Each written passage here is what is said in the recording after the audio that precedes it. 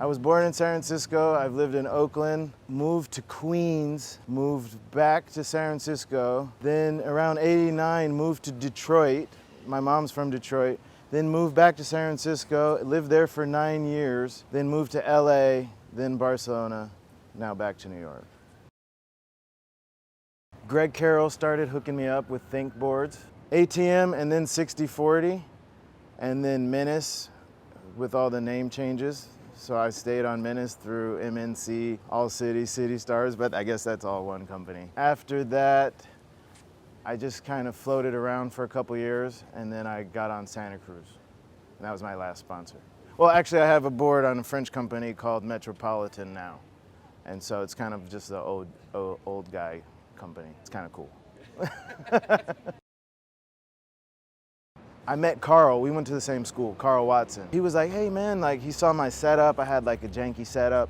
And he was like, hey man, you should come to my house after school. Like Carl was already sponsored. Like Carl's been sponsored for like 25 years or something. So he was writing for Dogtown and Venture and stuff. And so we went to his house after school. He gave me a set of Venture magnesiums. And then I set it up. And then we went to Embarcadero. And I stayed there. I think I was supposed to be home at like 6:30 or something. And I stayed there until like 8 o'clock. And I got home that day and the police were in my house. My mom had called the cops. Yeah. And since that day, I never left. Embarcadero every day.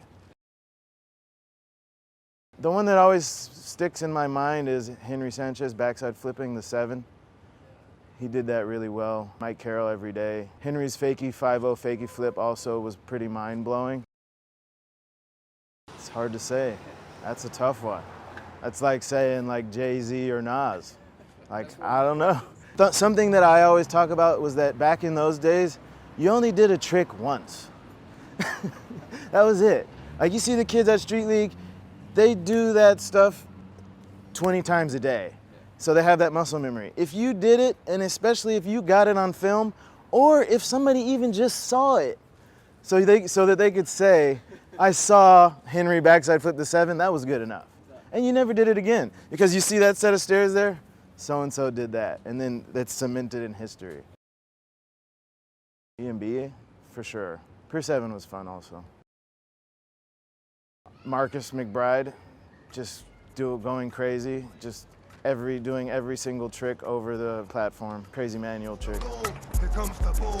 Here comes the Rob Welsh, maybe the Caballero back nose blunt, like the whirly bird. It was nuts.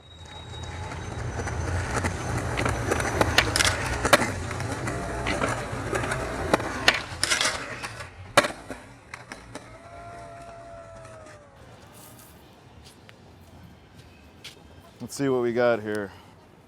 Oh yeah. I did a modeling job for Sears. And so I was like, I was 15, it says right there. I got a check for $350, and to cash the check, I didn't have a bank account. So I went to check cashing, and this is the ID that they give you. They like give you an ID. And then I cashed a check there. I felt like I was rich. I showed Gons this ID and he used it for an ad. I bought Sam Smythe, I bought us a couple of New Era caps. Probably just partied, drank with the rest. Joey Surreal came down to Embarcadero, saw me skating, told Mark about me. Mark came, saw me skating as well, sent me some boards, like maybe like 10 boards. I was already tripping about that. Blind Video Days was my favorite video. So for Mark Gonzalez to send me boards was amazing. And then next thing you know, I flew down to Orange County and I was staying at his house. Billy Valdez, the best. Wallows. I love that guy, best style. I haven't seen Billy in like maybe 15 years. Javier Nunez.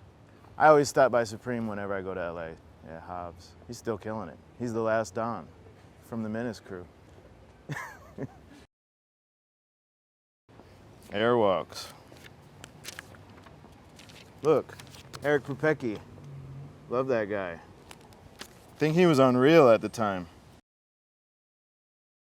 Big brother. All right. Wow. Into the Poo-Tang. I wish I was in this one. I never knew who the girl was.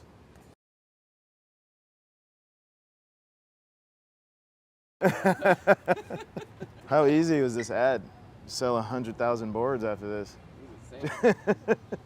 Germany, we were so big in Germany. Yeah. They loved us. I think it's awesome, it's classic. No, we weren't really pushing the envelope. Joey said it before, like, we had good style, brought some flavor to the scene, but skating, first of all, wasn't our #1 priority. Kareem was the best one on the team, obviously. No, he wasn't even on Menace, exactly. Eric Pupecki, he did kind of like step up to the table situation. Fakie 5-0, front blunt, yeah, you're right. Fabian was really good. Probably Javier Nunez. Steven Callis as well. I mean, Steven was an amazing skateboarder. Wasn't me. We were waiting to do the Menace video for like 5 years, and then it just never happened. I think it would have been a pretty good video. And it would have been something for me to start my career on, because I kind of started and then nothing ever came out. Just like a photo here, a photo there. So people were like, kind of like, what's up with this dude? Trilogy. Classic. Probably when it came out. Quite a lot, actually. But you just watch everything on repeat, you know? Just really into it. Yeah, really into it. I think every trick I had in this video was a crooked grind. A front crook, a crook at Beneficial. I did do a front crook to fakie at Beneficial, which they now call J-Quan these days, which I was very proud of. I think that was the only hot maneuver I had. I don't remember. Probably Marcus, maybe Gino. Yeah. 101 was amazing also. Kareem did a 360 flip 5-0 on a picnic table. Oh, that was 20 shots. Gideon Choi had that line where they film it from far away and he does like a massive switch 360 flip at the end of the line. That was amazing.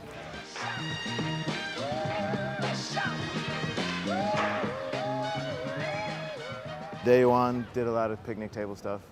That was like what he was doing for a while. I think Maurice Key did a switch heel flip tail slide. Big shout out to Momo. Jason Dill had an awesome part too. I always liked Dill. He's always been the same dude. He always says what's up.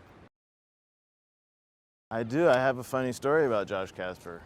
So we went on a tour. Okay, in one van, it was me, Steven Callis, Maurice Key, LeVar and Marcus McBride. And then in the other van was like the A-team, like Gershon Mosley, Josh Casper, Rodney Mullen. So we were like going through the Midwest and the vans were splitting up.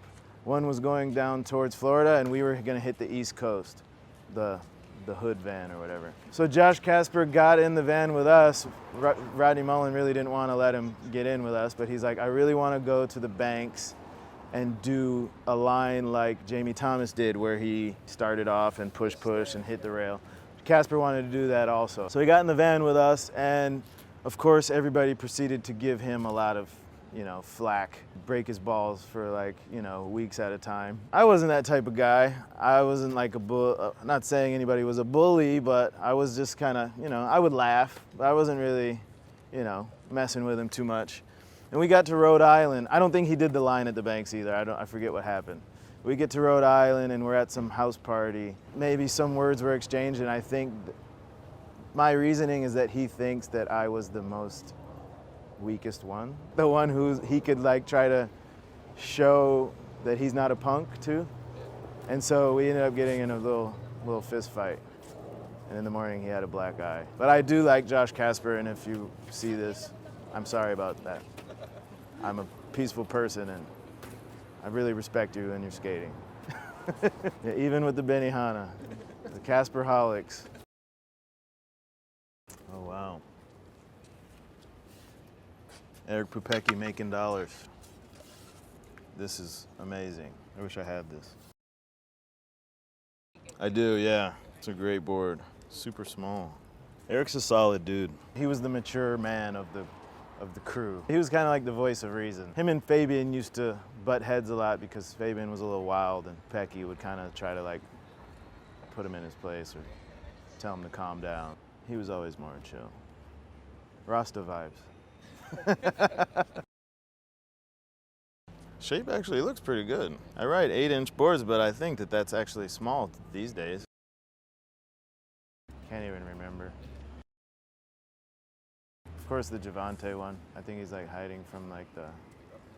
Yeah, that was a good one. And the world got weird after a while with the Wet Willies and all that. Wet Willie. I think that was their #1 seller. It's weird. I don't remember that many Menace graphics. Didn't really pay attention, I guess. I was selling them at FTC. Maybe like 10 boards. 2 or 3. Yeah, I'd get the box, go to FTC, sell half of it. Kent knew that we were selling stuff down at the pier, so he would, instead of taking away from his business, he'd just buy it from us. We'd sell the used stuff at the pier. Yeah, big one. A really big tab. I owe them. I had a snowboard on the tab. Because we went to Boreal. It's like this ski resort near Tahoe. And I borrowed a snowboard from FTC, and it got stolen. we went into the lodge, into the ski lodge, and I remember somebody was telling me like, yeah, it's cool out here. You can just leave stuff wherever. And so I stuck it in the snow. I came out like 15 minutes later and it was gone. I don't think that ever got paid off. No, I don't know if I ever settled anything up. I'm gonna say, without a doubt, probably Javante. It's just to the point where it's like not even a tab anymore. Just a free-for-all. I had a one trick. It was at Embarcadero. There was like a little street gap and on the fountain. I did a switch pop shutter. Exactly. Yeah, Mesa was filming everything. Nah, like after City Stars, random people in the streets would say like, why don't you get on chocolate? And yeah, like I always fantasized about it, but I don't think I was good enough to ride for chocolate. I almost left Menace to ride for Profile. I don't know if you remember, there was an ad. It was Carl, Spencer, me. I was in that ad because I was gonna ride for Profile. And then Kareem came up to San Francisco. I don't think he was there specifically for that, but then he kind of like gave me like a good talking to. I remember we were actually at these guys like Mike Hernandez and these Peter BC and them had a house over there with Chris Keefe. We were actually all there, and like Kareem was talking to me about it in front of all those dudes, like the most intimidating crew. Like, what are you gonna do? And then all those guys are just kind of like in the background, like rolling blunts and like. It was a little awkward. I don't know. No disrespect to like Menace or anything, but when I look back on things, Profile ended kind of abruptly. I feel like when you're in skateboarding, sometimes it's more of a blessing when it ends earlier. Not the actual act of skateboarding, but kind of the trying to get paid for it. Sometimes I think that me personally, I kind of hung on to skateboarding a little too long. Professional skateboarding. All right, what do we got here? Oh, I knew that this was gonna emerge at some point. This is the only board that I have of my pro boards, yeah. The City Stars Black Bastard. I always thought it was funny that Kareem gave me this because I'm obviously not as black as he is. I'm half white, so it was funny that I had no input in this board whatsoever. I did like it, yeah. I never showed it to my mom though because she would be a little sensitive about it, especially since my dad's not really my life. So she'd be like, I don't think she'd be feeling it. Kinda. I don't think I deserved to turn pro, but I was down to do it anyway. It just happened one day and I was like, all right, this is cool. And then 8 months later, City Stars went under, I guess. Yeah, I was a paid pro skater for 2 years and 8 months. With City Stars, I was pro for only 8 months and then two years with Santa Cruz. I just went to Barcelona and like fucked off basically. Because after I dropped that FTC part, I wasn't really planning on ever getting sponsored again. And then Jake Jones was like, hey, that part was kind of sick, man. Like, you want to ride for, I'm going to be the team manager for Santa Cruz. You want to ride for it? And I was like, okay.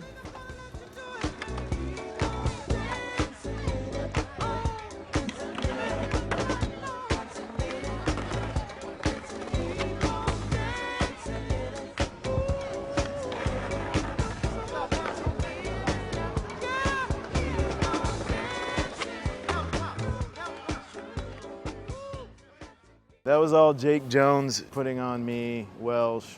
And then I kind of had a hand in putting on Florentine Marfang and then Alex Carolino. So I was a big fan of the Lords video. And I was like, these dudes rip and they have no sponsors. Like, it's crazy. Let's grab these guys.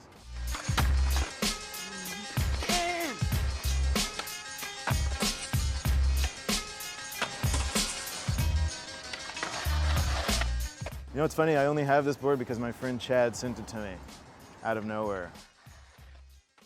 I saved a few boards, but when I lived in Barcelona, they were at my mom's house and my little brother sold them to his friends. Or he gave them away or something. And I was like, dude, did you notice that all those boards have my name on the bottom of them? I have a gold Menace pendant, the MNC pendant. One day I was like, maybe I can sell this to some crazy collector for like $5,000 or something. Yeah, I know. I don't know if I mean, I don't want to sell it really, but if some like Menace fan from back in the day wants to give me like 10 G's for it, it's something to think about, you know? that would be well. It's better that I don't sell it. I don't want to sell it. Now, there was a City Stars pendant. It was like white gold with diamonds. When City Stars ended, I actually pawned it and then I never bought it back. The Menace one is the hot one, yeah. Yeah, it was weird. City Stars, I wasn't really enjoying it at that time. And then those kids would make you really insecure. Yeah, we went on a trip to Vancouver and he did like nollie heel flip, nose slide down him and Mikey Taylor like nollie flip, nose slid that Chinatown hubba, and P-Rod did like 360 flip nose slide at that big ledge at the Embarcadero. I was like, fuck, these guys rip, I suck. Get me out of here. I was like, this sucks. And then we went to Vancouver, and then I think P-Rod got third and Mikey Taylor got fifth. And I was the pro, and I got like, I don't know, like 40th or like last place. I'm a little emotionally blocked, and like I don't really cry too often, but I think at the Vancouver contest, I had a little tear next to the ramp. Like I was skating good in practice, and then they called my name and it all turned to mush. I was just like, what am I doing? Yes. Classic photo. This is at Playboy Mansion. So there was an X Games party, and so we went to the Playboy Mansion. It was like me, Alex Corporan, Bird, Carol, Nick Diamond. We all went to some like secret point where this like shuttle bus picks you up, because they don't want you to know like how to get there and stuff. This was like, makes it look like we're hanging out, but we just really just ran up on her and it was like over in like 5 seconds. We all had the idea that like maybe we could get some playmates, but the playmates actually didn't want to have anything to do with us. Like skaters nowadays would get the playmates because like they'd roll in there with their entourage and their money. But back in those days, like playmates weren't really messing with us. I'm looking a little chunky. As you can tell, I'm a harsh self-critic. I'm pretty close to Pamela Anderson right here. Like cheek to cheek. Yeah. Of course. The best. Love this guy. This is a great board.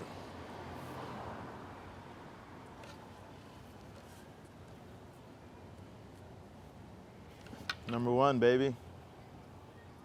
Keenan Milton. Yeah, he came to San Francisco and he was staying in Oakland at our friend Eris's house.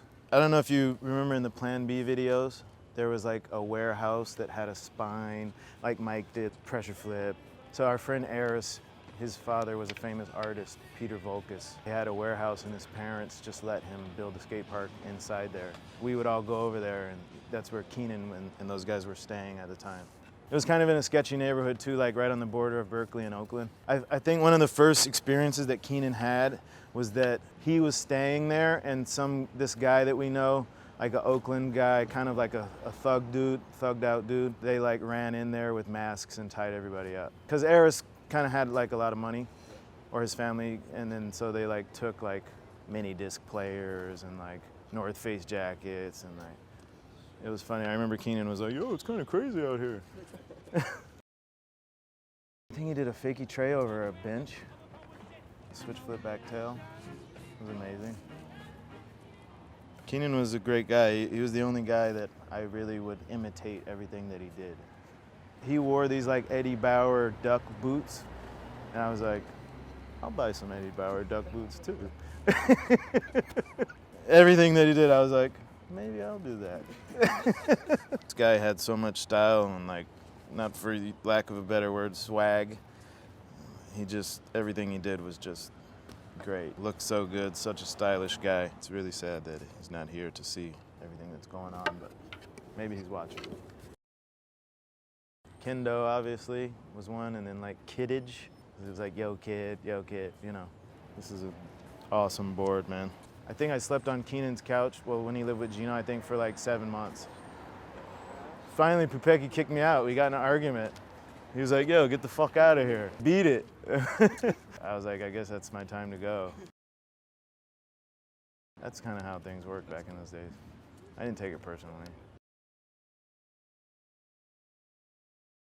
Ed Templeton. I wanted him to win the contest back in the day. I don't know, because he was ripping. I remember we did a demo, a Toy Machine Menace demo in Paris together. And Ed Templeton busted his face open and Kareem took his shirt off and wrapped it around Ed Templeton's head. When Ed Templeton is laying on the ground, he's like, take a photo of me, take a photo of me. Somebody took this like epic photo of him like bleeding out of his head. I think it was the night of that photo, actually, the Pamela Anderson photo. We went to an after party in Hollywood somewhere and Kareem was there and we had a conversation about City Stars and everything that was going on, and I don't think I've seen him since. Nah, I thought it was gonna go on forever. Really? Yeah, I did. I didn't really think about much in those days. I just was thinking about where we're gonna go that night, and like, it was just such a messy time. It never occurred to me that this was like not gonna last for a long time. I thought it would be like Girl in Chocolate. You know, it's 25 years later, like dudes are still collecting checks. It was over pretty abruptly. It definitely threw me for a loop. I was like, what the hell am I gonna do now? Puma 1. IBC. Illegal business controls. We didn't have any business, but whatever. Carl was in it. Sam was in it. Sam Smythe. Ben Sanchez was in it. Nibs. He was in IBC too. His tag was Nibs. I love Shamil. One of my favorite skaters, one of my favorite people in general.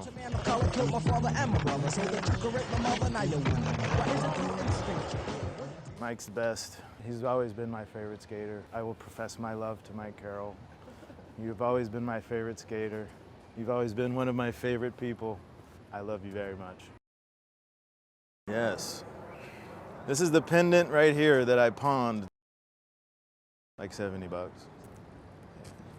And there's like diamonds and stuff in there. No.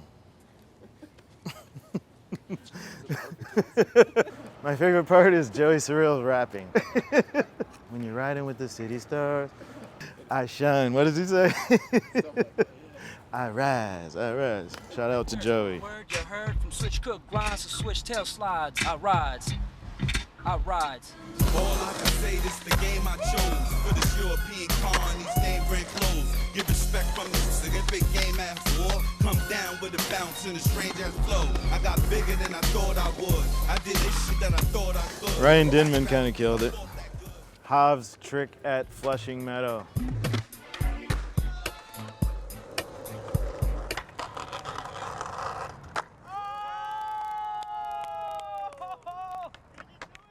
Kane Gale's a funny guy. Love that guy. Him and Ryan Dinman would get braids. They'd get cornrows. Their hair wasn't long enough, so they would get like extensions. I did pick the E40 song, yeah. I don't like my part in this video. I didn't try very hard for it. I was just pretty burnt out at the time. What? Motherfucking Kansas City represent, bitch. What's happening? You got the letters here, nigga. My boys, my hot boys, Juvie and Jesus. About to lace this game, nigga. Do it the way we do it with E4O, Charlie Hustle. I went from rags to riches, thank hoes to bad bitches. Still a nigga's cold to CBs and expeditions. Southern is how I play it every day, all day. I keep it on the way real. I can't see it no other way. I represent mine. Hot boys, flip up my whole clique ride. Get shot, boy, that's how it go. We straight do or die. We checkmate whole niggas. Then come when your mama live there and kicking the door, nigga. Let's get this shit crackling. My probation officer don't know what happened. Stay out the way, I'll make sure she ain't about that action.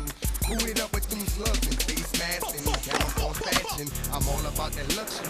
I'm also about putting 50 in your head, boy. If you thinking about fucking me, I'm gonna be here for a minute. You gotta respect it. There's a lot of niggas out here getting killed and accepted. Freezer burn platinum on my pinky. Look at me. Squatting 20-inch Twinkies. Look at me. I'm like that. It's like that.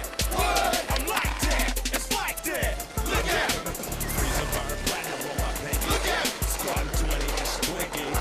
Look at me. I'm like that. It's like that. What? I'm like that. It's like that.